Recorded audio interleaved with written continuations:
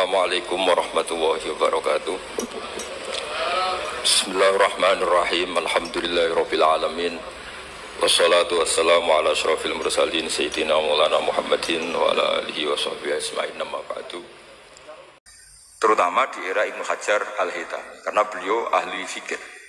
Beliau itu cerdasnya Masya Allah. Tapi apapun itu, beliau tetap manusia. Kecerdasannya kadang berlebihan dalam aturan yang dipatok mazhab Syafi'i. Termasuk mensyaratkan Jumatan harus orang 40. Sekarang pertanyaannya gini, sama tak beri pertanyaan, harus bisa jawab. Meskipun salah, nggak apa-apa. Saya butuh jawaban, nggak butuh benar. Karena sudah tahu, mesti agak salah itu, nggak apa-apa. Ketika ada satu kampung yang orangnya tidak sampai 40 dan mereka ingin Jumatan, menurut kamu itu harus Jumatan? Apa boleh Jumatan? Apa harus duhur? Apa ya Jumatan ya duhur? Masyarakat nggak mau biasanya.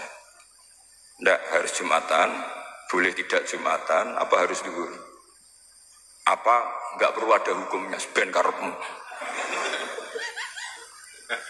Nah, di kitab-kitab I'anatul Thalibin, Said Abi Bakar Sato, itu beliau ngendikan, kamu harus tetap Jumatan, meskipun jumlahnya belum 40.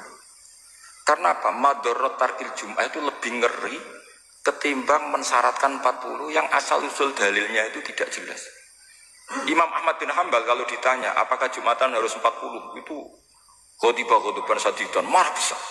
Lam yarid fil adat nasun, enggak ada dalam adat Jumatan nas. Imam Syafi'i itu hanya asumsi, biasanya wong 40 mesti ono waline. Tapi potongan-potongan gini meskipun sebanyak ini kan enggak, sampean menjamin enggak kalau ada 200 orang ada walinya di sini? Dulu itu 40 orang pasti ada walinya, sekarang buat 1000 gak ada jaminan ada wali. Dulu itu ada 2 wali, yang satu rokok, dikritik sama yang gak rokok. Mosok pengiran dikebuli katanya karena tapi wali rokok ini ahli tauhid. Allah laisa bimakanin katanya. Saya tidak tahu ini jadi ya kacau. Wali itu kalau sudah debat itu benar mana? Yang satu goslo, wali kok rokokan, pengiran kok dikebuli. Yang satu bilang apa? Allah laisa bimakanin. Bisa teruskan. Jadi perdebatan di fikih itu sebetulnya semuanya itu rasional. Karena fikih dibangun di bawah qaidatul fikih, qawaidul fikih dan usul fikih. Dan semuanya itu muktabas atau multamas atau makhud min Rasulillah sallallahu alaihi wasallam. Sekarang saya beri satu analogi. Pernah ada satu kejadian Rasulullah SAW menghentikan la yusolliyanna ahadukum illa fi Bani Quraidah. Kamu jangan sholat asar kecuali sampai Bani Quraidah. Kira-kira saya ngomong sama santri, kamu jangan sholat asar kecuali sampai Lirboyo. Sebelum sampai Lirboyo ternyata kadati samsu antahrubah, matahari hampir tenggelam. Fariqun minhum, sebagian dari sahabat milih sholat di tengah perjalanan meskipun itu belum sampai Lirboyo. Alasannya musaro'ah fil waktu supaya tidak kodok. Yang sebagian milih sholat di Lirboyo meskipun ba'da'an taghrubah samsu, meskipun matahari sudah tenggelam. Ketika dilaporkan ke Rasulullah itu falam ya'nif, ada yang baca falam yu'anif wahidan, tak baca 2 kali karena ini nanti bisa jadi debat kusir. Sampean bacanya ya'nif apa yu'anif enggak tahu, pokoknya saya baca 2 kali. Kalau baca sampai 3 kali yang 3 salah karena memang pilihannya hanya 2. Kalau ada pilihannya 3 tak baca sampai 3 kali. Nabi tidak menyalahkan salah satunya. Yang satu pakai konstitusi yang namanya asar itu ya qobla antahrubas samsu. Yang satu cara berpikir Nabi jelas mansus harus di Bani Quraidah. Sekarang pertanyaannya, kaidah umum tentang, saya ulang lagi, kaidah umum tentang asar itu qobla ghurubis samsi dilawan nas harus di Bani Quraidah, menang mana? Nas sama kaidah umum. Kira-kira kalau kamu menang nas. Tapi pertanyaannya, nas itu butuh mahal. Tentu boleh seperti itu. Asumsinya Nabi adalah jangan-jangan sampai sana memang belum huruf samsi. Maka makna yang mesti benar adalah aisariu fil masjid. Kamu harus tergesa-gesa jalannya sehingga potensi menangi asar di Bani Quraidah. Jadi unik. Terus itu difahami pentingnya musaroah fil iktida. Jadi kalau anut Kanjeng Nabi harus musaroah. Nah, musaroah ini pula yang menjadi basis fikih. Makanya ulama dulu kalau ngarang fikih itu gampang sekali. Kalau orang tidak paham, makanya nggak bakat wali. Ya fikih itu gampang sekali. Bagi yang gampang maksudnya, sama ndak usah itu.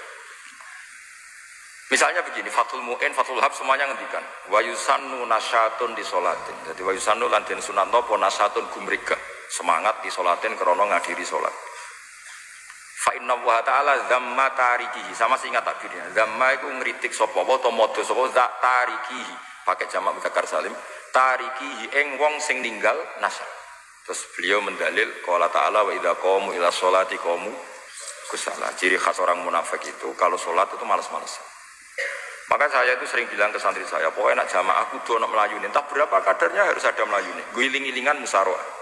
Karena di semua teks kebaikan adalah fafirru ilallah. Lari, ada unsur larinya, ada unsur musaroahnya. Nah, lalu lama-lama mengatakan makna hadis ini yang mesti adalah pentingnya musaroah. Gak perlu berdebat tentang boleh nggak sholat qobla usul ning itu atau tidak. Tapi harus, karena begini, yang mesti salah begini, ternyata kita melakukan santai-santai ngopi se, rokok se, jagungan se. Nabi kira-kira bisa maklumi enggak ketika cara jalannya seperti itu kemudian matahari terbenam? Karena ini yang pasti salah. Paham ya? Karena enggak sampainya sana karena salahnya sendiri ngopi se santai. Lah itu namanya fikih. Jadi fikih itu dari analisis yang normal. Makanya saya sering sekarang akhir-akhir ini sering kampanye kitab Sajaratul Ma'arif, dan itu saya serius dengan kampanye itu karena dikarang oleh Sultanul Ulama. Jadi kalau di wali ada Sultanul Aulia, di ulama juga ada Sultanul Ulama, yaitu Saizuddin bin Abdis. Itu kalau ngarang fikih itu gampang sekali. Saya punya kitab beliau Qawaidul Ahkam. Beliau ketika cerita kenapa harus ada sholat dihormatil waktu, beliau rangkanya enak sekali. Kalau santri Sarang, Lirboyo, atau Peloso, atau santri mana saja, biasanya kalau pergi ke terminal, yang di terminal kan nggak layak, apalagi ya dulu nggak layak, pokoknya kalau pipis itu pasti kena najis lah celana. Santri kan biasanya milih sholat nanti di pondok, milih traweh lah, milih traweh kan duhur asar. Saya tidak tahu kalau Gusnya, tapi kira-kira ya agak sama kira-kira gitu. Alasannya santri yo nakal, meninggalkan sholat fil waktu itu karena alimnya. Kan sholat dihormati wajib iadah, ngapain daripada wajib iadah mendingan tidak usah sholat. Jadi ilmu itu tuh bermata dua. Rata-rata yang sudah tahu wajib iadah milih sholat apa milih ndak? Ndak, potongan-potongan rai gini itu. Ndak, kira-kira aja. Milih ndak kan, karena tahu wajib iadah. Tapi nanti setelah sampean alim dan bakat jadi wali, dan sampean belajar kitab Qawaidul Ahkam, itu pasti milih sholat. Saya semenjak belajar kitab itu ya milih sholat, tapi tidak usah dimafhum apa dulu tidak sholat, tidak usah seperti itu.